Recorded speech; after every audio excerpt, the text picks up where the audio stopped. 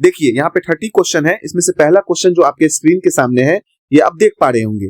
क्या कह रहा है, जीवों में नए जीव बनने की प्रक्रिया को क्या कहते हैं? जीवों में नए जीव बनने की प्रक्रिया को क्या कहते हैं? श्वसन कहते हैं, उत्सर्जन कहते हैं, जनन कहते हैं, पोषण कहते हैं। जीवों में नए जीव बनने की प्रक्रिया को क्या कहते हैं? श्वसन, उत्सर्जन, जनन, पोषण क्या कहते हैं? तो हम सभी जानते हैं जीवों में जो है नए जीव बनने की प्रक्रिया को क्या कहते हैं? तो जनन कहते हैं। तो जिन सभी ने ऑप्शन नंबर सी को लगाया है उन सभी का क्या है? करेक्ट आंसर है। तो इसका सही आंसर क्या हो जाएगा? ऑप्शन नंबर सी, क्या है? जनन। चलिए नेक्स्ट क्वेश्चन को हम लोग देखते हैं। नेक्स्ट क्वेश्चन क्या कह रहा है, एकल कोशिकीय जीवों में जनन की मतलब जनन का समान तरीका क्या है? एकल कोशिकीय जीवों में जनन का सामान्य तरीका क्या है? बहुखंडन, द्विखंडन, कलिका जनन है कि नहीं, बीजाणु जनन। तो हम आपको अच्छे तरीके से, है कि नहीं, ये जो आपको मैं नोट्स में ये बताया था, क्लास में भी आपको हमने पढ़ाया था, है ना। यहाँ पे क्या है, एकल कोशिकीय जीवों में जनन का समान तरीका। तो मैंने एक कोशिकीय जीवों में, बहुकोशिकीय जीवों में, दोनों में बताया था, ठीक है। तो एक कोशिकीय जीवों में जो जनन का समान तरीका जो होता है, हमने क्या बताया था आपको, हम सभी जानते हैं, द्विखंडन। क्या जानते हैं? द्विखंडन। तो अमीबा में क्या होता है? द्विखंडन, ठीक है। तो इसी तरह जो है इसका जो राइट आंसर हो जाएगा ऑप्शन नंबर बी। जिन सभी ने ऑप्शन नंबर बी को लगाया है उन सभी का क्या है? करेक्ट आंसर है। चलिए नेक्स्ट क्वेश्चन को हम लोग देखते हैं। नेक्स्ट क्वेश्चन जो आपके स्क्रीन के सामने है, बहुत ही आसान क्वेश्चन। अमीबा में जनन किस विधि से होता है? कलिका जनन, द्विखंडन, बहुखंडन, बीजाणु जनन। अमीबा में जनन किस विधि से होता है? तो पहला ऑप्शन कलिका जनन, द्विखंडन, बहुखंडन, बीजाणु जनन। तो आइए इसका राइट आंसर को जानते हैं। बहुत ही आसान क्वेश्चन है। तो अमीबा में जनन किस विधि से होता है? तो हम सभी जानते हैं अमीबा में जनन जो होता है द्विखंडन से होता है। तो ऑप्शन नंबर बी क्या हो जाएगा? इसका राइट आंसर हो जाएगा। तो हम उम्मीद करते हैं आप सभी ने भी ऑप्शन नंबर बी को चुना है। चलिए नेक्स्ट क्वेश्चन को हम लोग देखते हैं। नेक्स्ट क्वेश्चन क्या है, प्लाज्मोडियम में जनन की विधि क्या है ना, विधि क्या है? द्विखंडन है, कलिका जनन है, बहुखंडन है, लैंगिक जनन है। प्लाज्मोडियम में जनन की विधि क्या है? द्विखंडन, कलिका जनन, बहुखंडन, लैंगिक जनन क्या है? जल्दी से बताइए इसका राइट आंसर क्या होगा। और हम सभी ने क्लास में पढ़ा था और रिवीजन क्लास में नोट्स में भी मैंने इसको बताया है, डायग्राम के साथ समझाया था आपको। प्लाज्मोडियम जो कि मादा एनोफ्लुएंजा एनोस्कुडियो काटने से होता है कि उसके लार में ये प्लाज्मोडियम पाया जाता है। तो हम सभी जानते हैं प्लाज्मोडियम में जो जनन की विधि होती है क्या होती है? बहुखंडन होता है। क्या होता है? बहुखंडन। हमारे लीवर में जाने के बाद ये क्या करता है? ये साइलेंट रूप से अपने संख्या को बढ़ाता है, बहुखंडन करता है, फिर ये आरबीसी में जाकर के मिल जाता है कि नहीं, ब्लड में मिल जाता है, आरबीसी को डैमेज करता है। तो इसमें जो विधि होती है प्लाज्मोडियम में जनन की विधि क्या होती है? बहुखंडन होता है। राइट आंसर क्या हो जाएगा? Option number C. चलिए नेक्स्ट क्वेश्चन को हम लोग देखते हैं। नेक्स्ट क्वेश्चन बहुत ही आसान क्वेश्चन पढ़ा दिए हैं हम आपको इस क्वेश्चन के बारे में क्लास के अंदर। ईस्ट में जनन किस प्रकार होता है? द्विखंडन, कलिका जनन, बहुखंडन, बीजाणु, है कि नहीं, किस तरह से होता है? ईस्ट में जनन किस प्रकार होता है? ईस्ट में जनन किस प्रकार होता है? द्विखंडन, कलिका जनन, बहुखंडन, बीजाणु, ठीक है। जल्दी से इसका आंसर बताइए। और आइए इसका राइट आंसर हम लोग देखते हैं। बहुत ही इजी क्वेश्चन है। हमने देखा था, क्या देखा था? कलिका जनन को क्या कहते हैं? मुकुलन। क्या कहते हैं? मुकुलन, यानी बी, है कि नहीं, मुकुल के द्वारा होता है।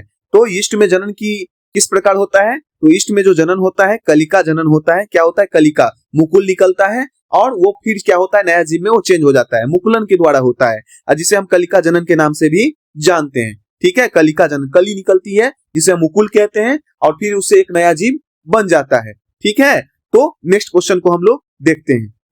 नेक्स्ट क्वेश्चन क्या कह रहा है? बीजाणु जनन किस में पाया जाता है? अमीबा में, हाइड्रा में, राइजोपस में, मनुष्य में। बीजाणु जनन किस में पाया जाता है? अमीबा में, हाइड्रा में, राइजोपस में, मनुष्य में। और आपको हमने क्लास के अंदर ये बताया था, डायग्राम से भी समझाया था, है कि नहीं। आपने अगर पिछले लेक्चर को नहीं देखा है, जीव जनन कैसे करते हैं, उसको जरूर जाके देखें। ये सारी बातें जो है वहां हमने अच्छे तरीके से डिटेल्स में बताया हुआ है। तो बीजाणु जनन किस में पाया जाता है? हम सभी जानते हैं बीजाणु जनन जो होता है राइजोपस के, ये कवक होता है, इसके अंदर क्या होता है? इसके अंदर क्या होता है? बीजाणु जनन होता है। बीजाणु जनन होता है। एग्जाम में पूछा गया ये क्वेश्चन है, इंपॉर्टेंट क्वेश्चन है, ठीक है। बीजाणु जनन किस में होता है? तो राइजोपस में होता है, ठीक है। चलो नेक्स्ट क्वेश्चन को हम लोग देखते हैं। हम उम्मीद करते हैं आप सभी ने भी ऑप्शन नंबर सी को चुना है। चलिए नेक्स्ट क्वेश्चन को हम लोग देखते हैं। नेक्स्ट क्वेश्चन क्या कह रहा है, अलैंगिक जनन में कितने जनक शामिल होते हैं? अलैंगिक जनन में कितने जनक शामिल होते हैं? 1 2 3 अनेक, 1 2 3 अनेक। अलैंगिक जनन में कितने जनक शामिल होते हैं? तो अलैंगिक जनन में होते हैं, आइए राइट आंसर को देखते हैं, तो एक। कितने होते हैं? एक। ऑप्शन नंबर ए जो है इसका राइट आंसर होता है। अलैंगिक जनन है कि नहीं? लैंगिक जनन, दोनों जनन के बारे में आपको हमने बताया था। तो अलैंगिक जनन में कितने जनन होते हैं, मतलब अलैंगिक जनन में कितने जनक की शामिल होते हैं? तो हम सभी जानते हैं कितने होते हैं, एक। चलिए नेक्स्ट क्वेश्चन को हम लोग देखते हैं। नेक्स्ट क्वेश्चन क्या कह रहा है, अलैंगिक जनन में उत्पन्न संतान कैसा होता है? अलैंगिक जनन में उत्पन्न संतान कैसा होता है? तो यहाँ पे क्या है, पहला ऑप्शन क्या देख रहे हो, पूर्णतः भिन्न, समान, आंशिक समान, असमान। क्या होता है, जल्दी से बताइए इसका राइट आंसर क्या होगा। अलैंगिक जनन में उत्पन्न संतान कैसा होता है? हम सभी जानते हैं अलैंगिक जनन में उत्पन्न संतान क्या होता है, समान होता है। क्या होता है, समान। ठीक है, तो हम उम्मीद करते हैं आप सभी ने भी बी ऑप्शन को चुना है। चलिए बी ऑप्शन क्या है, हो जाएगा इसका करेक्ट आंसर हो जाएगा। नेक्स्ट क्वेश्चन को हम लोग देखते हैं। नेक्स्ट क्वेश्चन क्या कह रहा है, हाइड्रा में जनन किस विधि से होता है? द्विखंडन, बहुखंडन, कलिका जनन, बीजाणु। बहुत ही आसान क्वेश्चन है। हाइड्रा में जनन किस विधि से होता है? हाइड्रा में जनन किस विधि से होता है? द्विखंडन से होता है, बहुखंडन से होता है, कलिका जनन होता है, बीजाणु वाला होता है। क्या होता है, जल्दी से बताइए इसका आंसर। तो हाइड्रा में जो जनन की विधि होती है तो हम सभी जानते हैं क्या होती है, कलिका जनन। तो ऑप्शन नंबर सी इसका क्या हो जाएगा, राइट। कंफ्यूज नहीं होइए, ये कलिका जनन को हम लोग क्या कहते हैं, मुकुलन। क्या कहते हैं, मुकुलन। मुकुलन, जिसे बर्डिंग के नाम से भी हम लोग जानते हैं। किसके नाम से जानते हैं, बर्डिंग। बर्डिंग के नाम से हम लोग इसको जानते हैं। तो इसका ऑप्शन क्या हो जाएगा, सी। क्या हो जाएगा, करेक्ट आंसर हो जाएगा। तो हाइड्रा में जनन की विधि क्या होती है, मुकुलन या कलिका जनन। एक कली निकलती है, उससे फिर एक नया हाइड्रा में क्या हो जाता है, परिवर्तित हो जाता है। तो ऑप्शन नंबर मतलब सी इसका क्या हो जाएगा, राइट आंसर हो जाएगा। चलिए नेक्स्ट क्वेश्चन को हम लोग देख। नेक्स्ट क्वेश्चन क्या कह रहा है, लैंगिक जनन में कितने जनक भाग लेते हैं? 1 2 3 4। लैंगिक जनन में कितने जनक भाग लेते हैं? 1 2 3 4। कितने लेते हैं, हम सभी जानते हैं। लैंगिक जनन की जब भी बात होगी उसमें कितने जनक भाग लेंगे, तो 2। तो ऑप्शन नंबर बी क्या हो जाएगा, करेक्ट आंसर हो जाएगा। तो उम्मीद करते हैं आप सभी ने भी ऑप्शन नंबर बी को चुना है। चलिए नेक्स्ट क्वेश्चन को हम लोग देखते हैं। नेक्स्ट क्वेश्चन क्या कह रहा है, पौधों में भोजन का परिवहन होता है जाइलम द्वारा, फ्लोएम द्वारा, रंध्र द्वारा, तना द्वारा। बहुत ही आसान क्वेश्चन है। पौधों में भोजन का परिवहन होता है, जल्दी इसका राइट आंसर बताइए। पौधों में भोजन का परिवहन होता है, जाइलम द्वारा नहीं होता है, जाइलम द्वारा जल का होता है। ठीक है, जाइलम द्वारा किसका होता है, तो जल का होता है, ये ध्यान रखिएगा। जाइलम द्वारा किसका होता है, जल का होता है। रंध्र द्वारा गैसों का होता है। ठीक है, और यहाँ पे आप देख रहे हो फ्लोएम, तो ऑप्शन नंबर बी क्या है, राइट आंसर है। तो जिन सभी ने ऑप्शन नंबर बी दिया है, फ्लोएम द्वारा क्या होता है, फ्लोएम नामक ऊतक के द्वारा, संवहनी ऊतक के द्वारा क्या होता है, भोजन का परिवहन होता है। तो राइट आंसर क्या हो जाएगा, बी। चलिए नेक्स्ट क्वेश्चन को हम लोग देखते हैं। नेक्स्ट क्वेश्चन क्या कह रहा है, मानव हृदय में कितने कक्ष होते हैं? 2 3 4 5। मानव हृदय में कितने कक्ष होते हैं? 2 3 4 5। तो हम सभी जानते हैं मानव हृदय में कितने कक्ष होते हैं, तो 4 होते हैं। कितने होते हैं, 4। तो राइट आंसर क्या हो जाएगा, सी। दायां नीले, बायां नीले, दायां अलिन, बायां अलिन। चलिए नेक्स्ट क्वेश्चन को हम लोग देखते हैं। उम्मीद करते हैं आप सभी ने भी इसको आंसर सी किया है। नेक्स्ट क्वेश्चन बहुत ही आसान क्वेश्चन, प्रकाश संश्लेषण की प्रक्रिया कहाँ होती है? माइटोकॉन्ड्रिया में, राइबोसोम में, क्लोरोप्लास्ट में, नाभिक में। और देखिएगा बहुत सारे टीचर्स ऐसे होते हैं बहुत ही डिफिकल्ट क्वेश्चन करवाते हैं। ठीक है, लेकिन जब आप एग्जाम देने जाओगे बहुत ही इजी क्वेश्चंस जो है आपको देखने को मिलेंगे। ठीक है, तो मैं जो 10 साल 12 साल जो पीछे प्रीवियस ईयर क्वेश्चंस हैं उसको मैंने देख करके हमने देखा है कि बहुत सारे क्वेश्चंस जो है रिपीटेड क्वेश्चंस होते हैं। ठीक है, अगर आप 5 साल 6 साल पहले के क्वेश्चंस को प्रैक्टिस कर लो तो 100 में 100 आसानी से आ जाएंगे। वही क्वेश्चंस बार बार रिपीट होते रहते हैं। ठीक है, तो हम लोग क्या होते हैं, भटकते हैं, भटकाव ज्यादा होते हैं। तो यूट्यूब पे आते हैं, बहुत सारे यूट्यूब चैनल को देखते हैं जो कि डिफिकल्ट क्वेश्चंस कराते हैं, लेकिन एग्जाम में वो पूछेंगे नहीं, पूछेंगे आपके बेसिक, और वही हम गलती करके आ जाते हैं। ध्यान रखना, बहुत ही आसान क्वेश्चन, इसी तरह के क्वेश्चन, क्योंकि ये सारे क्वेश्चन पूछे गए क्वेश्चन हैं। ठीक है, तो यहाँ पे ध्यान दीजिए, प्रकाश संश्लेषण की प्रक्रिया कहाँ होती है? तो प्रकाश संश्लेषण की प्रक्रिया क्लोरोप्लास्ट में होती है। क्लोरोफिल के अंदर जो डॉट जो होता है ना उसे क्लोरोप्लास्ट कहते हैं। ठीक है, तो ऑप्शन नंबर सी क्या हो जाएगा, इसका राइट आंसर हो जाएगा। चलिए नेक्स्ट क्वेश्चन को हम लोग देखते हैं। नेक्स्ट क्वेश्चन क्या कह रहा है, रक्त का रंग लाल रंग किसके कारण होता है? रक्त का लाल रंग किसके कारण होता है? प्लाज्मा के कारण, हीमोग्लोबिन के कारण, प्लेटलेट्स के कारण, श्वेत रक्त कण के कारण। रक्त का लाल रंग किसके कारण होता है? प्लाज्मा के कारण होता है, हीमोग्लोबिन के कारण होता है, प्लेटलेट्स के कारण होता है, श्वेत रक्त कण के कारण होता है। तो हम सभी जानते हैं रक्त का लाल रंग हीमोग्लोबिन के कारण होता है। ऑप्शन नंबर बी क्या हो जाएगा? इसका राइट आंसर हो जाएगा। चलिए नेक्स्ट क्वेश्चन को हम लोग देखते हैं। नेक्स्ट क्वेश्चन क्या कह रहा है? श्वसन के दौरान कौन सी गैस निकलती है? Oxygen, nitrogen, carbon dioxide, hydrogen. श्वसन के दौरान कौन सी गैस निकलती है? तो हम सभी जानते हैं श्वसन के दौरान कार्बन डाइऑक्साइड गैस निकलती है। तो ऑप्शन सी क्या हो जाएगा? राइट आंसर हो जाएगा। चलिए नेक्स्ट क्वेश्चन को हम लोग देखते हैं। अगला क्वेश्चन क्या है? मानव नेत्र में प्रकाश संवेदनशील परत है, कर्निया, परितारिका, रेटिना, लेंस। जल्दी से, बहुत ही इजी क्वेश्चन है, जल्दी से इसका आंसर कीजिए।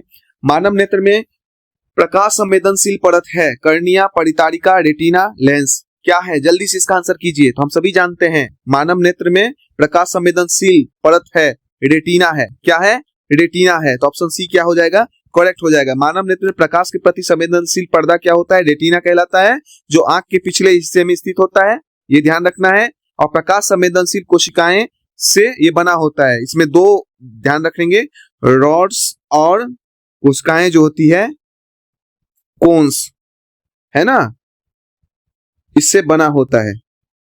और ये क्या करता है? प्रकाश को विद्युत संकेत के रूप में बदलकर मस्तिष्क को भेजता है, जिससे हमें क्या होता है? चित्र दिखाई देता है। ध्यान रखें। तो ऑप्शन नंबर सी क्या हो जाएगा?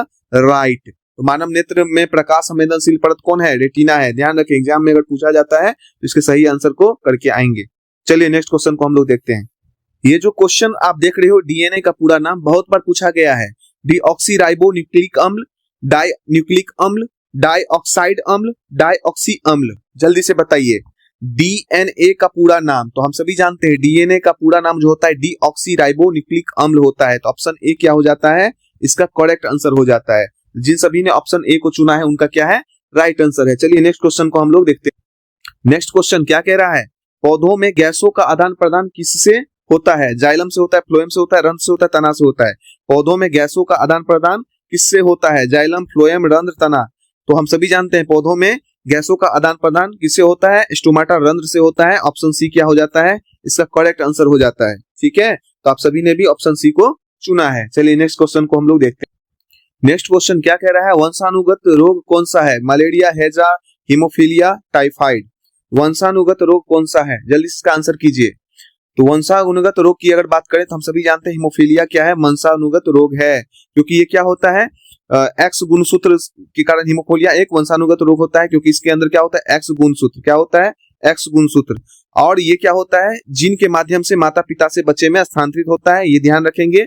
और मुख्य रूप से माँ से ये बच्चे में, बेटे में ये फैलेगा, और जहां माँ क्या हो सकती है? इसके वाहक हो सकती है। और इसका मेन जो प्रॉब्लम होता है ना, ये क्या करता है? जीन जो होता है ना, जीन के रक्त थक्के वाले जमने वाले कारक की कमी कर देता है। जीन इसमें क्या होता है? रक्त के थक्के जमने वाले जो भी कारक होते हैं, जैसे विटामिन के की डिफिशियंसी इसमें हो जाता है। हीमोफीलिया, तो हीमोफीलिया कैसा रोग है? वंशानुगत रोग है। ठीक है, ध्यान रखेंगे, अगर एग्जाम में आता है तो आप आसानी से इसका आंसर को करेंगे। चलिए नेक्स्ट क्वेश्चन को हम लोग देखते हैं। देखिए नेक्स्ट क्वेश्चन को, पर्यावरण के अपघटक होते हैं पौधे, शाकाहारी, मांसाहारी, बैक्टीरिया व कवक। पर्यावरण के अपघटक होते हैं पौधे, शाकाहारी, मांसाहारी, बैक्टीरिया और कवक। हम सभी जानते हैं पर्यावरण अपघटक की अगर बात है तो बैक्टीरिया व कवक ये सफाई मंत्रालय का काम संभाले हुए हैं, क्योंकि हम जानते हैं कोई भी जीव जंतु अगर मर जाता है, पौधे, जानवर, कार्बनिक कचरे, जो भी जटिल पदार्थ होते हैं, उन्हें क्या करते हैं? बैक्टीरिया, कवक मिलकर के जटिल को कार्बनिक पदार्थों में सरल कार्बनिक पोषक तत्वों में परिवर्तन करके अपना पोषण प्राप्त करते हैं और उसको मिट्टी में मिला देते हैं। क्या कर देते हैं? मिट्टी में वापस इसको मिला देते हैं। ठीक है, तो बैक्टीरिया जो होता है, कवक क्या होता है? तो पर्यावरण के अपघटक होता है। तो ऑप्शन नंबर डी क्या हो जाएगा? इसका राइट आंसर हो जाएगा। तो हम उम्मीद करते हैं आप सभी ने भी इसका सही आंसर दिया होगा। एग्जाम में बहुत बार पूछा गया ये क्वेश्चन है, ध्यान रखें। ठीक है, अगर आता है तो आप सही से करिएगा। चलिए नेक्स्ट क्वेश्चन को हम लोग देखते हैं। नेक्स्ट क्वेश्चन क्या कह रहा है? विद्युत धारा की एसआई इकाई है वोल्ट, एम्पियर, ओम, वाट। जल्दी से बताइए। तो विद्युत धारा की एसआई इकाई हम सभी जानते हैं क्या होता है? एम्पियर होता है। ऑप्शन नंबर बी क्या हो जाएगा? इसका राइट ऑप्शन होगा। तो हम उम्मीद करते हैं आप सभी ने भी ऑप्शन नंबर बी दिया है। चलिए नेक्स्ट क्वेश्चन को हम लोग देखते हैं। नेक्स्ट क्वेश्चन क्या है, ओम का नियम है V बराबर आई आर, P बराबर वी आई, R बराबर वी स्क्वायर आई, I बराबर वी आर। तो क्लास के अंदर ओम का नियम मैंने आपको सिद्ध करके बहुत ही आसान स्टेपों में आपको समझाया था। और ओम का नियम की अगर बात करें तो हम सभी जानते हैं ओम की नियम क्या होता है, V बराबर आई आर। तो ऑप्शन नंबर ए क्या हो जाएगा, करेक्ट आंसर हो जाएगा। जिन सभी ने ऑप्शन नंबर ए को चुना है उनका क्या है, राइट आंसर है। चलिए नेक्स्ट क्वेश्चन को हम लोग देखते हैं। नेक्स्ट क्वेश्चन क्या कह रहा है, विद्युत शक्ति का सूत्र है P बराबर वी आई, P बराबर आई स्क्वायर आर, P बराबर वी स्क्वायर बाई आर सभी। जल्दी से इसका आंसर कीजिए। तो विद्युत शक्ति का सूत्र क्या है, P बराबर वी आई, P बराबर आई स्क्वायर आर, P बराबर वी स्क्वायर बट्टा आर और सभी। तो हम सभी जानते हैं P बराबर वी आई भी है, P बराबर आई स्क्वायर आर भी होता है, P बराबर वी स्क्वायर बाई आर भी होता है सभी। यानी यहाँ पर जो आप देख रहे हो राइट आंसर क्या हो जाएगा, option number D. Option number D क्या हो जाएगा, करेक्ट आंसर हो जाएगा। तो जिन सभी ने ऑप्शन नंबर डी को दिया है उनका सही है। चलिए नेक्स्ट क्वेश्चन को हम लोग देखते हैं। नेक्स्ट क्वेश्चन देख रहे हो, अवतल दर्पण का उपयोग किया जाता है रियर व्यू मिरर में, सेविंग मिरर में, साइड मिरर में, सुरक्षा बल दर्पण में।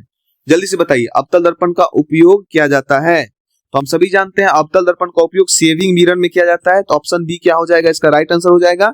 क्योंकि चेहरे को दर्पण के करीब फोकस और ध्रुव के बीच रखते हैं तो क्या होता है, चेहरा बड़ा हो जाता है, मैग्नीफाइड हो जाता है, सीधा स्पष्ट प्रतिबिंब बनता है, जिससे क्या होता है, छोटे छोटे बाल हमें दिखाई दे देते हैं।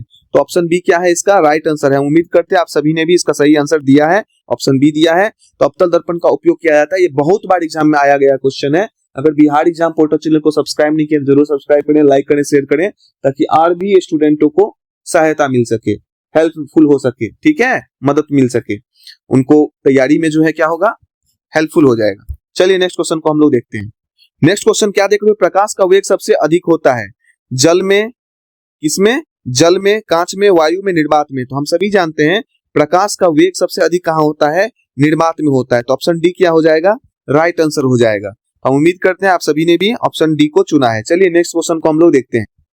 नेक्स्ट क्वेश्चन क्या देख रहा है आपने, उत्तल लेंस बनाता है सदा आभासी प्रतिबिंब, सदा वास्तविक प्रतिबिंब, आभासी व वास्तविक दोनों, कोई प्रतिबिंब नहीं। जल्दी से बताइए, उत्तल लेंस बनाता है सदा आभासी प्रतिबिंब, सदा वास्तविक प्रतिबिंब, आभासी व वास्तविक दोनों, कोई प्रतिबिंब नहीं। जल्दी से बताइए। तो आइए, उत्तल लेंस बनाता है, हम सभी जानते हैं आभासी व वास्तविक दोनों बनाता है। तो ऑप्शन सी क्या हो जाएगा, इसका करेक्ट आंसर हो जाएगा। चलिए नेक्स्ट क्वेश्चन को हम लोग देखते हैं।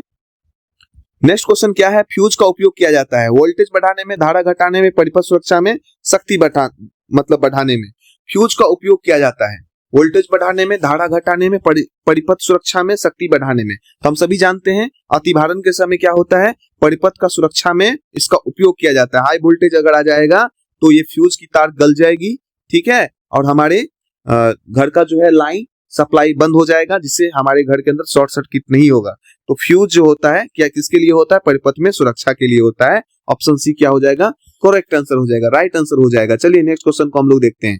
देखिए नेक्स्ट क्वेश्चन जो है, चुंबक के समान ध्रुव आकर्षित करते हैं, प्रतिकर्षित करते हैं, निष्क्रिय कर रहते हैं, घुल जाते हैं। तो हम सभी जानते हैं चुंबक के समान ध्रुव क्या होते हैं, प्रतिकर्षित करते हैं, ठीक है। समान ध्रुव क्या करते हैं, प्रतिकर्षित, अलग अलग भाग जाते हैं। और असमान ध्रुव की अगर बात करें तो आकर्षित करते हैं। तो इसका राइट आंसर क्या हो जाएगा, तो right answer option number B हो जाएगा, करेक्ट आंसर हो जाएगा। तो आप सभी ने भी ऑप्शन नंबर बी को चुना है, चुंबक के समान ध्रुव प्रतिकर्षित करते हैं। चलिए नेक्स्ट क्वेश्चन को हम लोग देखते हैं। नेक्स्ट क्वेश्चन हमारे स्क्रीन पे है, एसी धारा का पूर्ण रूप है, एसी धारा का पूर्ण रूप है alternating current, active current, average current, applied current, क्या है जल्दी से बताइए। तो एसी धारा का पूर्ण रूप है, एसी धारा का पूर्ण रूप है तो अल्टरनेटिंग करंट, ठीक है।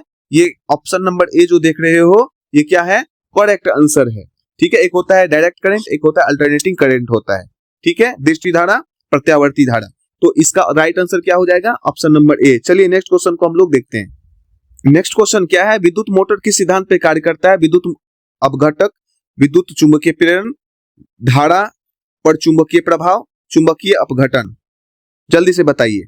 तो विद्युत मोटर किस सिद्धांत पे कार्य करता है, तो धारा पर चुंबकीय प्रभाव पर कार्य करता है। ध्यान रखिएगा, विद्युत मोटर धारा के चुंबकीय प्रभाव, विद्युत चुंबकीय प्रेरण के सिद्धांत पर कार्य करता है। तो ऑप्शन सी क्या हो जाएगा, इसका करेक्ट आंसर हो जाएगा। चलिए नेक्स्ट क्वेश्चन को हम लोग देखते हैं। यूरोप में राष्ट्रवाद का उदय अध्याय किस पुस्तक से है, तो भूगोल, अर्थशास्त्र, इतिहास, राजनीति। तो हम सभी जानते हैं यूरोप में राष्ट्रवाद का उदय किस पुस्तक से है, तो इतिहास पुस्तक से है। तो ऑप्शन नंबर सी क्या हो जाएगा, इसका करेक्ट आंसर हो जाएगा। आपने अगर बिहार एग्जाम पोर्टल चैनल को सब्सक्राइब नहीं किया है, लाइक नहीं किया तो जरूर करें, कमेंट्स करें आपका 30 में कितना सही होता है जरूर कमेंट्स बॉक्स में लिखें, और ईमानदारी से जितना सही होता है वही लिखें, ठीक है। तो चलिए, यूरोप में राष्ट्रवाद का उदय का अध्याय किस पुस्तक से है? तो हिस्ट्री, इतिहास पुस्तक से है। चलिए नेक्स्ट क्वेश्चन को हम लोग देखते हैं।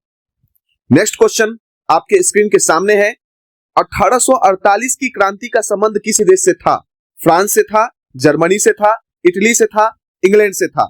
1848 की क्रांति का संबंध किस देश से था? यहाँ पे 4 ऑप्शन है, 4 ऑप्शन में से क्या सही होगा? जल्दी से इसका आंसर आप लोग कीजिए। हम उम्मीद करते हैं आप सभी ने इसका सही आंसर कर दिया होगा। तो आइए 1848 की क्रांति का संबंध की अगर हम बात करें, 1848 की क्रांति के संबंध की बात करें तो किससे था? तो हम सभी जानते हैं फ्रांस से था। किससे था? तो फ्रांस से था, क्योंकि हम सभी जानते हैं फरवरी 1848 में हुई विद्रोह ने राजशाही को खत्म कर दिया। द्वितीय गणतंत्र जिसे हम सेकेंड रिपब्लिक की स्थापना की। इस क्रांति ने पूरे यूरोप में लोकतांत्रिक और राष्ट्रवादी विद्रोह का क्या किया था? लहर शुरू कर दिया था। तो 1848 की क्रांति का संबंध किस देश से है? तो हम सभी जानते हैं फ्रांस से है। हम उम्मीद करते हैं आप सभी ने भी फ्रांस को चुना है। इसका करेक्ट आंसर क्या हो जाएगा? Option number A. चलिए नेक्स्ट क्वेश्चन को हम लोग देखते हैं। अगला क्वेश्चन, नेपोलियन संहिता किस वर्ष लागू हुई? नेपोलियन संहिता किस वर्ष लागू हुई? 1789, 1791, 1804, 1815। जल्दी से इसका आंसर कीजिए। नेपोलियन संहिता की बात करें तो हम सभी जानते हैं इसे फ्रांसीसी नागरिक संहिता के नाम से भी हम लोग जानते हैं। इसको किस नाम से जानते हैं? तो फ्रांसीसी नागरिक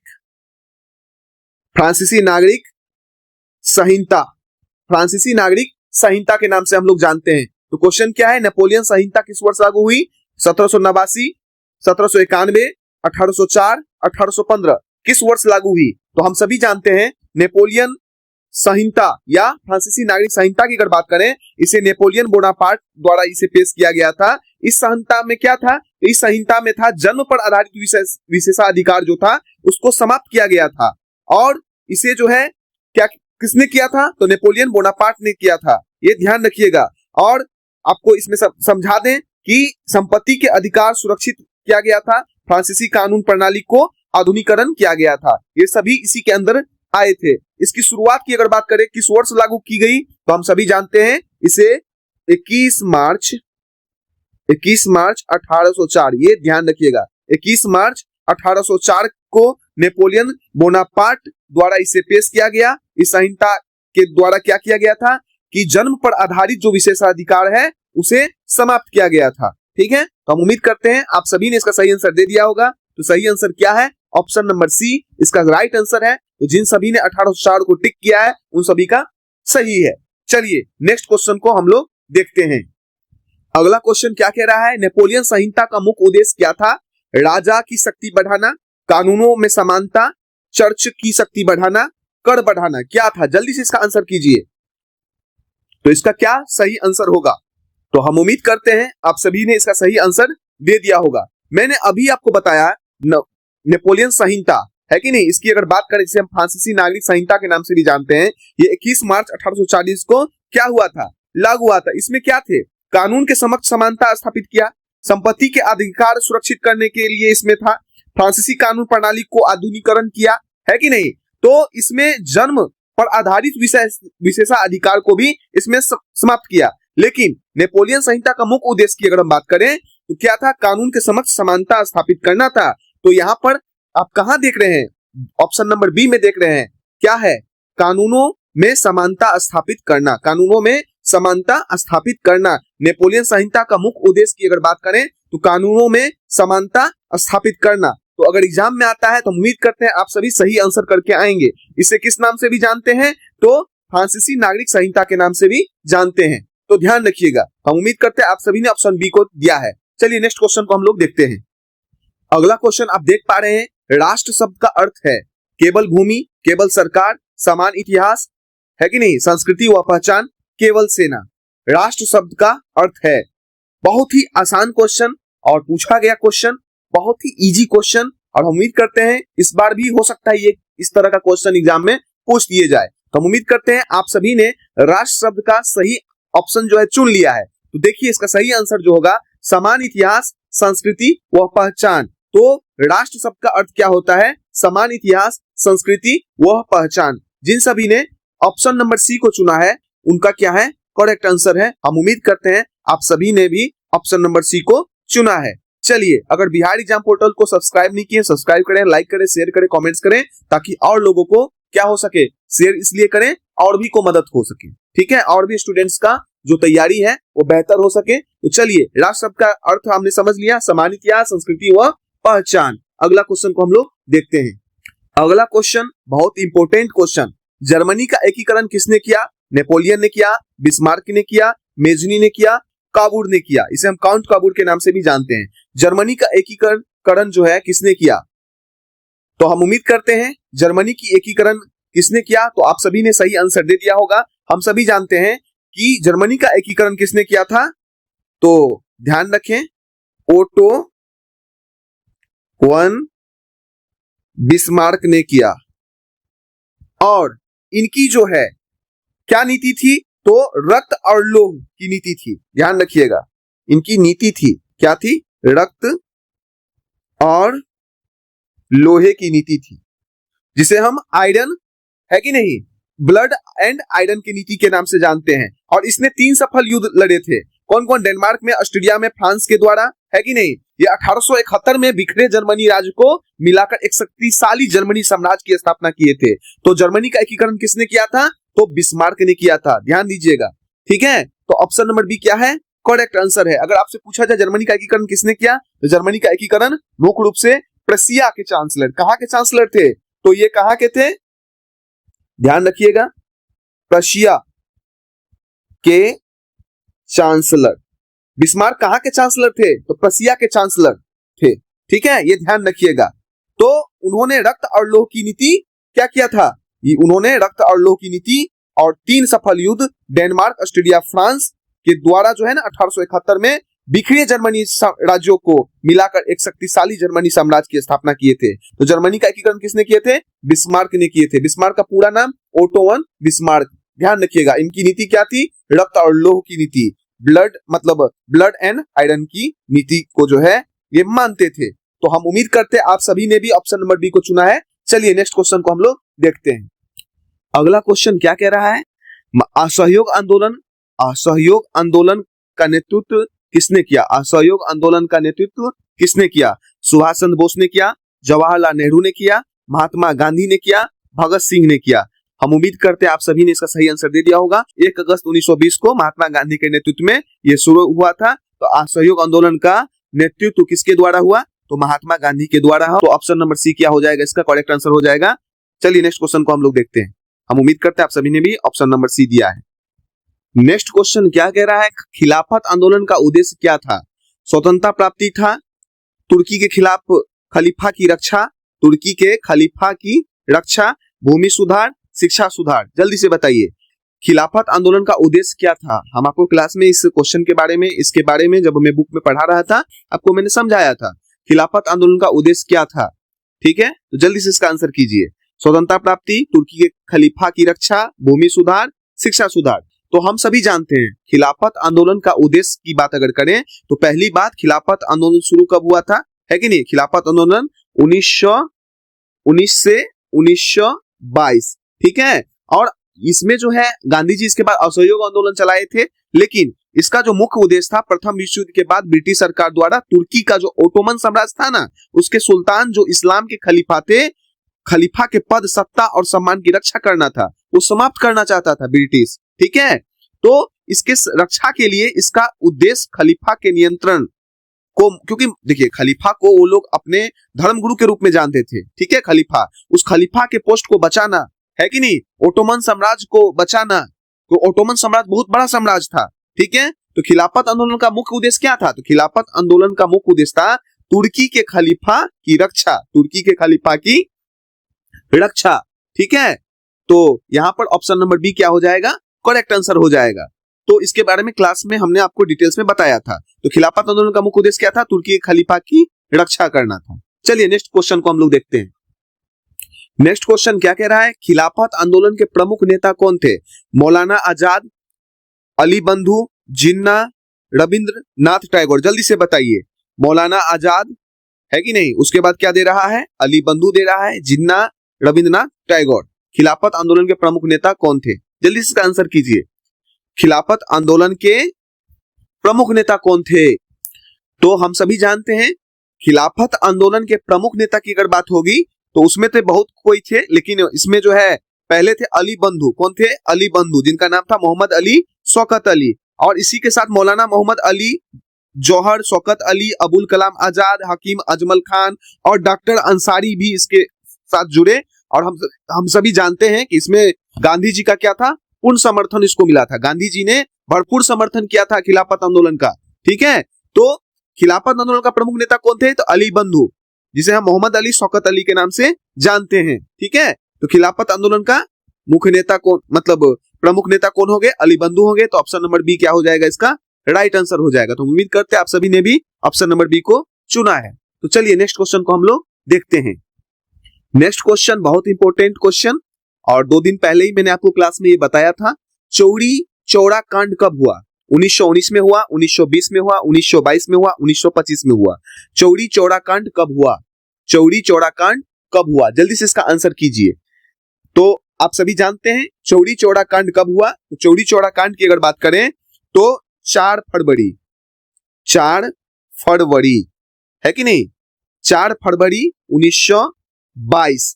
तो यहां पर 4 फरवरी और कहीं कहीं 5 फरवरी लिखा रहता है, कहीं कहीं 5 फरवरी 1922 भी आप देखिएगा। यानी 4 फरवरी की रात और 5 फरवरी की सुबह मानी जाती है। क्या मानी जाती है? 4 फरवरी की रात, और मुख्य घटना तो था 4 फरवरी की रात और 5 फरवरी की सुबह मानी जाती है, ये ध्यान रखिएगा। तो चौरी चौरा कांड जो हुआ था 4 फरवरी 1922 को हुआ था, ये ध्यान रखना है कि नहीं। गोरखपुर जिले के चौरी चौरा नामक स्थान पर हुआ था, जहां क्या हुआ था, उत्तेजित बहुत सारे आक्रोशित भीड़ ने पुलिस थाने, क्योंकि वहां पे गोलियां चला दी, पुलिस वाले ने क्या की थी, गोलियां चला दी थी, जहां पर 3 लोगों की मौतें हो गई थी। तो उसके बाद पुलिस की गोलियां खत्म हो गई, तो पुलिस वाले अपने आप को बचाने के लिए पुलिस स्टेशन के अंदर बंद हो गए, थाने के अंदर बंद हो गए। तो लोगों के भीड़ ने 22 पुलिसकर्मी को जिंदा जला दिया, है कि नहीं। इसी हिंसा के कारण महात्मा गांधी ने असहयोग आंदोलन क्या किया था, तो वापस ले लिया था। तो ध्यान रखिएगा, चौरी चौरा कांड की अगर बात हुई तो कब हुई, तो 4 फरवरी या 5 फरवरी की सुबह मानी जाती है। तो मान लो 5 फरवरी 1922 है कि नहीं, 4 फरवरी की रात या 5, 4 या 5 में से अगर आप देखोगे, अगर 4-5 दोनों है तो 4-5 दोनों नहीं रहेगा, या तो 4 रहेगा या तो 5 रहेगा। ठीक है, तो 5 फरवरी रहेगा तो 5 फरवरी 1922, 4 रहेगा तो 4 फरवरी 1922 को आप लगा दोगे, क्योंकि 4 फरवरी 1922 और 5 फरवरी 1922, 4 की रात और 5 की सुबह ये हुआ था। तो 1922, तो ऑप्शन नंबर सी में आप देख रहे हो 1922 लिखा है। चलिए नेक्स्ट क्वेश्चन को देखते हैं। चौरी चौरा की घटना के बाद कौन सा आंदोलन वापस लिया गया? सविनय अवज्ञा, भारत छोड़ो, असहयोग और स्वदेशी। कौन सा आंदोलन वापस लिया गया? सविनय अवज्ञा आंदोलन लिया गया, भारत छोड़ो आंदोलन ले लिया गया, असहयोग आंदोलन लिया गया, स्वदेशी आंदोलन ले लिया गया। कौन सा ले लिया गया? जल्दी से बताइए। सभी जानते हैं, अभी हमने बताया है चौरी चौरा की घटना के बाद कौन सा आंदोलन वापस लिया गया। तो हम सभी जानते हैं असहयोग आंदोलन को गांधी जी ने क्या किया, वापस ले लिया। और इसके बाद बहुत सारे गांधी जी की विरोध भी हुई। लास्ट में गांधी जी को 10 मार्च 1922 को क्या किया गया, गिरफ्तार करके जेल में 6 साल की सजा सुना दी गई और गांधी जी जेल चले गए। ठीक है, तो असहयोग आंदोलन को गांधी जी ने क्या किया, वापस ले लिया, है कि नहीं। तो चौरी चौरा घटना के बाद कौन सा आंदोलन वापस लिया गया, तो असहयोग आंदोलन वापस लिया गया। तो ऑप्शन नंबर सी जिन सभी ने दिया है उन सभी का क्या हो जाएगा, राइट आंसर होगा। चलिए नेक्स्ट क्वेश्चन को हम लोग देखते हैं। नेक्स्ट क्वेश्चन क्या कह रहा है, सविनय अवज्ञा आंदोलन कब शुरू हुआ, है ना। 1927 में हुआ, 1929 में हुआ, 1930 में हुआ, 1942 में हुआ। सविनय अवज्ञा आंदोलन कब शुरू हुआ? एग्जाम में बहुत बार पूछा गया है। अगर आपने बिहार एग्जाम पोर्टल चैनल को सब्सक्राइब नहीं किया है, लाइक नहीं किया, शेयर नहीं किया है कि नहीं, तो जरूर करें। कमेंट्स बॉक्स में जरूर लिखें, सब्सक्राइब तो जरूर कर लें। ठीक है, बेल आइकन को जरूर दबाएं, ताकि हम जब भी, अब तो हम आपको बता दे रहे हैं, मॉर्निंग में साइंस का और इवनिंग में जो है एसएसटी का जो है एक प्रैक्टिस सेट रेगुलर एग्जाम तक हम लाएंगे। ठीक है, तो आप लोग 8 बजे हर रात जो है एसएसटी का जो है 30 एमसीक्यू और मॉर्निंग में 30 साइंस का एमसीक्यू हम रेगुलर, ठीक है, 8 बजे मॉर्निंग में जो है मतलब साइंस का एमसीक्यू आ जाएगा और अपलोड हो जाएगा, और शाम में जो है एसएसटी का जो है 30 एमसीक्यू का जो है सीरीज हम डाल देंगे। तो सविनय अवज्ञा आंदोलन कब शुरू हुआ? सविनय अवज्ञा आंदोलन कब शुरू हुआ जल्दी से बताइए। 1927 में हुआ, 1929 में हुआ, 1930 में हुआ, 1942 में हुआ। तो हम उम्मीद करते हैं आप सभी ने सविनय अवज्ञा आंदोलन के बारे में यहाँ पर सही ऑप्शन जो है चुन लिया होगा। तो सविनय अवज्ञा आंदोलन की अगर बात करें, हम सभी जानते हैं 12 मार्च, हम सभी क्या जानते हैं 12 मार्च 1930 को गांधी जी ने क्या किया था? प्रसिद्ध दांडी मार्च, नमक सत्याग्रह शुरू किया था। क्या किया था? नमक सत्याग्रह, नमक सत्याग्रह की शुरुआत की थी। तो 12 मार्च 1930 को गांधी जी ने नमक सत्याग्रह की क्या की थी? क्या किए थे? उन्होंने शुरुआत किए थे। इसी के साथ क्या हुआ था? सविनय अवज्ञा आंदोलन की शुरुआत हुई थी। ठीक है, ये ध्यान रखिएगा। गांधी जी ने साबरमती आश्रम से दांडी तक पैदल यात्रा की और किए थे। अब 12 मार्च को उन्होंने पैदल शुरू किया और 6 अप्रैल, कितने अप्रैल? 6 अप्रैल 1930 को, है कि नहीं, नमक कानून तोड़कर ब्रिटिश शासन को चुनौती दी, है कि नहीं, और देशव्यापी कर असहयोग व कानून उल्लंघन अभियान शुरू किया। ये ध्यान रखिएगा। तो 12 मार्च 1930 यानी सविनय अवज्ञा आंदोलन की शुरुआत जब हुई थी तो दांडी मार्च के साथ, दांडी यात्रा जो किए थे, प्रसिद्ध दांडी मार्च के नाम से हम लोग जानते हैं, है कि नहीं, 12 मार्च 1930 को हुआ था। उसी के साथ सविनय अवज्ञा आंदोलन की शुरुआत हो गई थी। ठीक है, तो आपसे अगर एग्जाम में पूछा जाता है तो 1930 जहां भी आप देखोगे सविनय अवज्ञा आंदोलन, ठीक है, तो आप यहाँ पर ऑप्शन नंबर सी देख रहे हो, 1930 लिखा हुआ है। इसका करेक्ट आंसर क्या हो जाएगा? 1930 हो जाएगा। दांडी मार्च की बात अगर होगा तो हम सभी जानते हैं दांडी मार्च कब से कब हुआ था, तो 12 मार्च 1930 से स्टार्ट हुआ था और 6 अप्रैल 1930 तक चला था। ठीक है, गांधी जी ने साबरमती आश्रम से दांडी तक पैदल यात्रा किए थे। तो 12 मार्च 1930 से 6 अप्रैल 1930 तक ये चला था। ठीक है, तो हम उम्मीद करते हैं आप सभी ने ऑप्शन नंबर सी दिया है। चलिए नेक्स्ट क्वेश्चन को हम लोग देखते हैं। नेक्स्ट क्वेश्चन क्या कह रहा है? दांडी मार्च किससे संबंधित है? दांडी मार्च किससे संबंधित है? भूमि कर, नमक कानून, शिक्षा, रेल कर। दांडी मार्च किससे संबंधित है? जल्दी से इसका आंसर बताइए। दांडी मार्च किससे संबंधित है? अभी मैंने आपको बताया ना, दांडी मार्च की अगर बात है तो नमक कानून से संबंधित है। ऑप्शन नंबर बी क्या है? इसका राइट आंसर हो जाएगा। दांडी मार्च किससे संबंधित है? तो नमक कानून से संबंधित है, ध्यान रखें। चलिए नेक्स्ट क्वेश्चन को हम लोग देखते हैं। नेक्स्ट क्वेश्चन आप देख पा रहे हैं, दांडी मार्च कब शुरू हुआ? 12 मार्च 1930, 15 अगस्त 1947, 5 फरवरी 1922, 26 जनवरी 1930। दांडी मार्च कब शुरू हुआ? तो हम सभी जान रहे हैं कितने मार्च को? 12 मार्च 1930। तो दांडी मार्च कब शुरू हुआ? 12 मार्च 1930 को शुरू हुआ। तो ऑप्शन नंबर ए देख पा रहे हो, ये क्या है? आपका करेक्ट आंसर है। और 6 अप्रैल 1930 को ये क्या हुआ? समाप्त हुआ। ये ध्यान रखना। तो दांडी मार्च कब शुरू हुआ? तो 12 मार्च 1930 को हुआ। ऑप्शन नंबर ए क्या है? राइट आंसर है। तो जिन सभी ने ऑप्शन नंबर ए को दिया है उनका करेक्ट है। चलिए नेक्स्ट क्वेश्चन को हम लोग देखते हैं।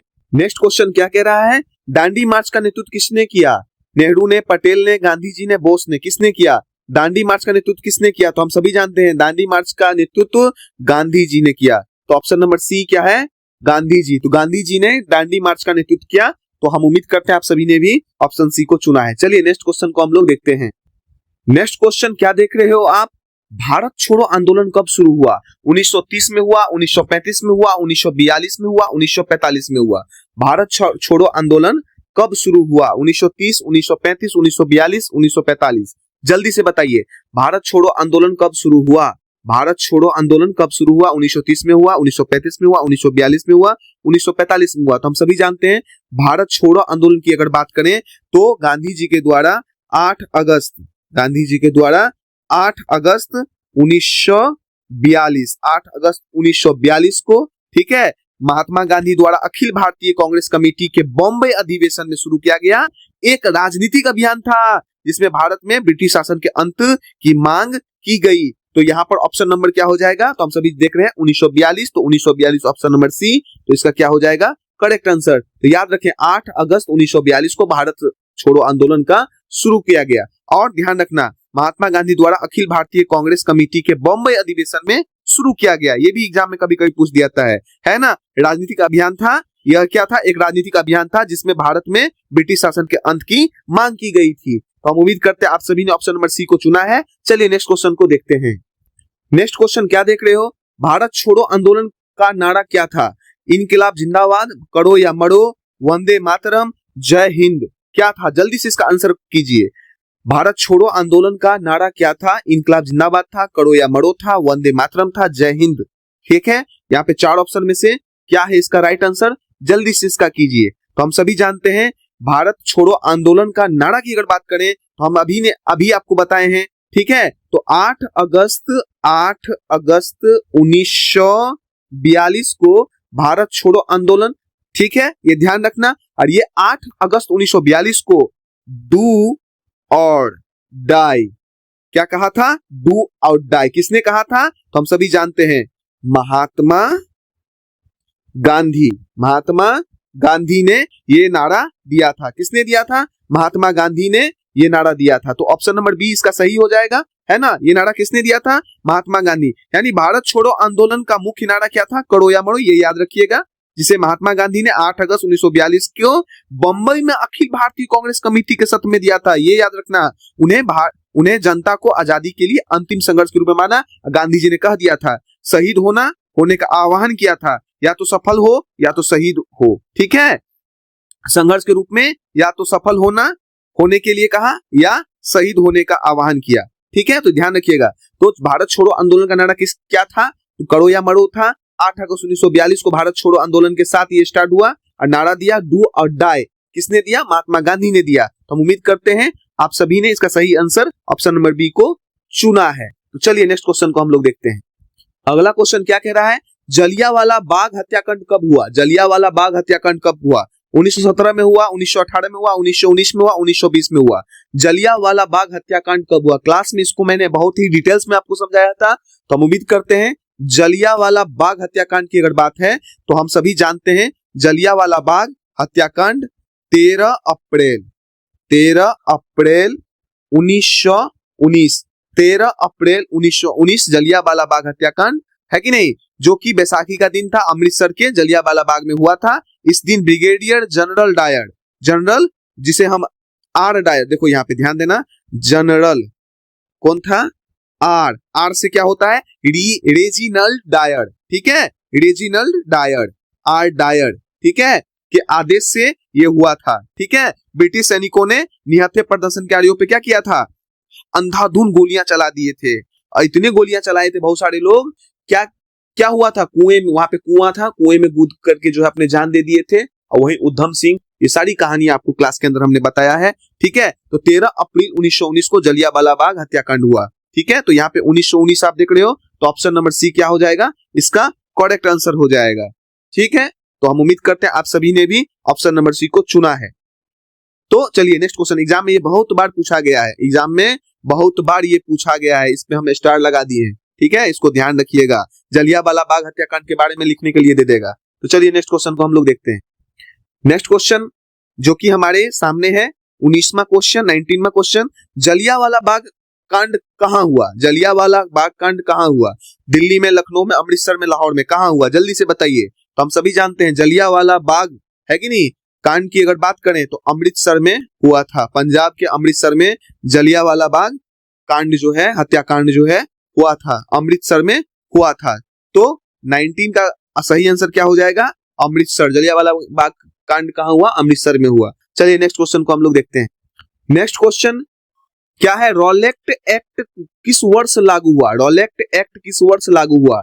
1917, 1918, 1919, 1920।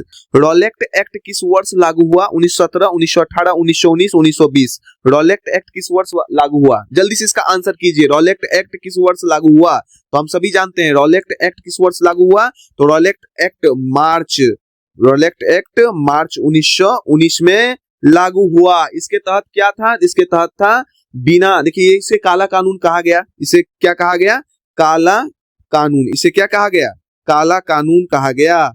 काला कानून कहा गया। किसने कहा? तो रॉलेट एक्ट को काला कानून किसने कहा? तो महात्मा गांधी ने कहा। और इसके तहत क्या किया जाता था? बिना कोई मुकदमा के, है ना, 2 साल तक जेल में बंद कर देने का जो है अधिकार अंग्रेजों को मिल गया था। ठीक है, तो इसके तीन बातें थे इसके अंदर। क्या था? पहला था बिना दलील। क्या था? बिना दलील, आपका दलील नहीं लिया जाएगा, बिना कोई वकील नहीं मिलेगा, बिना वकील, है कि नहीं? और बिना अपील, ध्यान रखना, बिना दलील, बिना वकील, बिना अपील, किसी को भी पकड़ करके जेल में क्रांतिकारी गतिविधियों को दमन करने के लिए इसको लाया गया था। क्या लाया गया था? रॉलेट एक्ट कानून को। तो कब आया था? मार्च 1919। तो 1919 यहाँ पर देख रहे हो। और रॉलेट एक्ट कानून को जो है महात्मा गांधी ने काला कानून बताया, और इसी के विरोध में रॉलेट सत्याग्रह चलाया गया था। ठीक है, क्या चलाया गया था? रॉलेट सत्याग्रह, जो कि हम क्लास के अंदर आपको पढ़ाए हैं। तो 1919 ऑप्शन नंबर सी क्या हो जाएगा? राइट आंसर हो जाएगा। तो नेक्स्ट क्वेश्चन क्या कह रहा है? संसाधनों का अंधाधुंध उपयोग किसे जन्म देता है? विकास, संरक्षण, पर्यावरणीय समस्या, समृद्धि। संसाधनों का अंधाधुंध उपयोग किसे जन्म देता है? विकास, संरक्षण, पर्यावरणीय समस्या, समृद्धि। तो राइट आंसर को हम लोग जानते हैं, संसाधन का अंधाधुंध उपयोग किसको जन्म देता है? तो पर्यावरणीय समस्या को जन्म देता है। तो ऑप्शन सी क्या हो जाएगा? राइट आंसर हो जाएगा। एग्जाम में पूछा जाता है तो पर्यावरणीय समस्या को आप लोग टिक करेंगे। चलिए नेक्स्ट क्वेश्चन को हम लोग देखते हैं। नेक्स्ट क्वेश्चन क्या देख रहे हो? सतत विकास का अर्थ केवल वर्तमान विकास, भविष्य की उपेक्षा, वर्तमान व भविष्य दोनों का विकास, संसाधनों की समाप्ति। सतत विकास का अर्थ, बहुत ही आसान क्वेश्चन, बहुत इंपॉर्टेंट क्वेश्चन, वीवीआई क्वेश्चन है। सतत विकास का अर्थ केवल वर्तमान विकास, भविष्य की उपेक्षा, वर्तमान व भविष्य दोनों का जो है विकास, संसाधनों की समाप्ति। तो आइए राइट आंसर को जानते हैं। सतत विकास का अर्थ वर्तमान व भविष्य दोनों का विकास। तो ऑप्शन सी क्या हो जाएगा? राइट आंसर हो जाएगा। सतत विकास, है कि नहीं? तो हम सभी जानते हैं ऐसा विकास जो पर्यावरण को नुकसान पहुंचाए बिना प्राकृतिक संसाधनों को संरक्षण करते हुए वर्तमान पीढ़ी की जरूरतों को पूरा करता है, साथ ही भावी पीढ़ियों को भी अपनी जरूरत पूरा करने की क्षमता से समझौता न करे, ऐसे विकास को सतत विकास कहते हैं। मतलब हम जो कर रहे हैं करिए, लेकिन आने वाले जनरेशन के लिए भी छोड़िए। अगर हमारे दादाजी लोग अगर हमारे लिए संपत्ति नहीं छोड़े होते तो हम लोग आज उपयोग करते हैं, पेट्रोल डीजल का दोहन वही लोग कर दिए रहते हैं, आज हम लोग क्या करते हैं? यही बात है। तो सतत विकास का मतलब ही ये होता है ऐसा विकास जो पर्यावरण को नुकसान पहुंचाए बिना और प्राकृतिक संसाधनों को संरक्षित करते हुए वर्तमान पीढ़ी की जरूरतों को पूरा करे, साथ ही भावी पीढ़ियों की अपनी जरूरतों को पूरी करने में क्षमता से समझौता नहीं करे। ठीक है, चलिए नेक्स्ट क्वेश्चन को हम लोग देखते हैं। उम्मीद करते हैं आप सभी ने ऑप्शन सी को चुना है। नेक्स्ट क्वेश्चन क्या है? मृदा अपरदन से सबसे अधिक प्रभावित क्षेत्र मैदान, मरुस्थल, पठार, नदी। मृदा अपरदन से सबसे अधिक प्रभावित क्षेत्र कौन है? हम सभी जानते हैं मरुस्थल। इसका क्या हो जाएगा? राइट आंसर हो जाएगा। मृदा अपरदन से सबसे अधिक प्रभावित क्षेत्र कौन है? मरुस्थल। चलिए नेक्स्ट क्वेश्चन को हम लोग देखते हैं। नेक्स्ट क्वेश्चन क्या है? वनों की कटाई से क्या होता है? मिट्टी संरक्षण, वर्षा में वृद्धि, भूमि संरक्षण, उपज में वृद्धि। वनों की कटाई से क्या होता है? तो आइए इसका राइट आंसर को देखें। वनों की कटाई से हम सभी जानते हैं भूमि क्षरण होता है। ऑप्शन सी क्या हो जाएगा? राइट आंसर हो जाएगा। चलिए नेक्स्ट क्वेश्चन को हम लोग देखते हैं। नेक्स्ट क्वेश्चन क्या कह रहा है? प्राकृतिक संसाधन का उदाहरण नहीं है। प्राकृतिक संसाधन का उदाहरण नहीं है वन, जल, खनिज, मशीन। जल्दी बताइए, बहुत आसान क्वेश्चन है। प्राकृतिक संसाधन का उदाहरण नहीं है। हम सभी जानते हैं मशीन क्या है, प्राकृतिक संसाधन का उदाहरण नहीं है। चलिए नेक्स्ट क्वेश्चन को हम लोग देखते हैं। नेक्स्ट क्वेश्चन क्या कह रहा है? भूमि संसाधन सीमित क्यों है? भूमि बढ़ती है, भूमि घटती है, भूमि स्थिर है, भूमि अनंत है। भूमि संसाधन सीमित क्यों है? भूमि बढ़ती है, भूमि घटती है, भूमि स्थिर है, भूमि अनंत है। भूमि संसाधन सीमित क्यों है? भूमि बढ़ती है, भूमि घटती है, भूमि स्थिर है, भूमि अनंत है। भूमि संसाधन सीमित क्यों है? हम सभी जानते हैं भूमि स्थिर है। ऐसा तो नहीं हुआ है आपका गांव जो है 2 गांव के बराबर क्षेत्रफल का हो गया, रात में सोए और पता चला आपका अंगना जो है मान के चलो 4 कट्ठे में था, 8 कट्ठे का अंगना हो गया। भूमि स्थिर है ना, इसीलिए भूमि संसाधन क्या है? सीमित है, क्योंकि भूमि स्थिर है, भूमि बढ़ता नहीं है, जो है सो है, उसी में वन है, उसी में जल है, उसी में पर्यावरण है, सब कुछ है। ठीक है, तो भूमि संसाधन सीमित क्यों है? क्योंकि भूमि स्थिर है। ऑप्शन सी क्या हो जाएगा? राइट हो जाएगा। चलिए नेक्स्ट क्वेश्चन को हम लोग देखते हैं। नेक्स्ट क्वेश्चन क्या है? मृदा संरक्षण में सहायक है अतिचारण, वनों की कटाई, वृक्षारोपण, खनन। मृदा संरक्षण में सहायक है अतिचारण, वनों की कटाई, वृक्षारोपण, खनन। तो आइए राइट आंसर को हम लोग देखें। मृदा संरक्षण में सहायक है तो वृक्षारोपण क्या हो जाएगा? ऑप्शन नंबर सी इसका करेक्ट आंसर हो जाएगा। चलिए नेक्स्ट क्वेश्चन को हम लोग देखते हैं। नेक्स्ट क्वेश्चन क्या कह रहा है? संसाधनों का न्याय संगत वितरण क्यों जरूरी है? असमानता बढ़ाने हेतु, केवल अमीरों के लिए, सामाजिक संतुलन हेतु, विनाश हेतु। संसाधनों का न्याय संगत वितरण क्यों जरूरी है? तो हम सभी जानते हैं संसाधनों का न्याय संगत वितरण इसलिए जरूरी है ताकि सामाजिक संतुलन बनी रहे। तो ऑप्शन सी क्या हो जाएगा? राइट हो जाएगा। इसीलिए संसाधनों का न्याय संगत वितरण जरूरी होता है ताकि सामाजिक संतुलन क्या रहे? बनी रहे, संतुलन हेतु। ठीक है, चलिए नेक्स्ट क्वेश्चन को हम लोग देखते हैं। नेक्स्ट क्वेश्चन क्या है? जल संरक्षण का तरीका। जल की बर्बादी, वर्षा जल संचयन, अधिक उपयोग, प्रदूषण। जल संरक्षण का तरीका है जल की बर्बादी, वर्षा जल संचयन, अधिक उपयोग, प्रदूषण। आइए राइट आंसर को हम लोग देखते हैं। हम सभी जानते हैं जल, वर्षा जल का संचय क्या है? जल संरक्षण का तरीका है। तो ऑप्शन बी क्या हो जाएगा? राइट आंसर हो जाएगा। राइट आंसर क्या हो जाएगा? Option B. जिन सभी ने ऑप्शन बी को दिया है उन सभी का क्या है? सही आंसर है। चलिए नेक्स्ट क्वेश्चन को हम लोग देखते हैं। नेक्स्ट क्वेश्चन, संसाधन विकास का आधार है। विकास का आधार है, संसाधन विकास का आधार है जनसंख्या, तकनीकी, पूंजी, उपरोक्त सभी। तो हम सभी जानते हैं जनसंख्या भी होगा, संसाधन विकास, जितना जनसंख्या बढ़ेगा उतना संसाधन का विकास करना पड़ेगा। तकनीकी भी होगा, ठीक है, दोनों का एक दूसरे का संबंध है। अब पूंजी, ठीक है, तो उपरोक्त सभी हो जाएगा। तो ऑप्शन डी क्या हो जाएगा? इसका राइट आंसर हो जाएगा।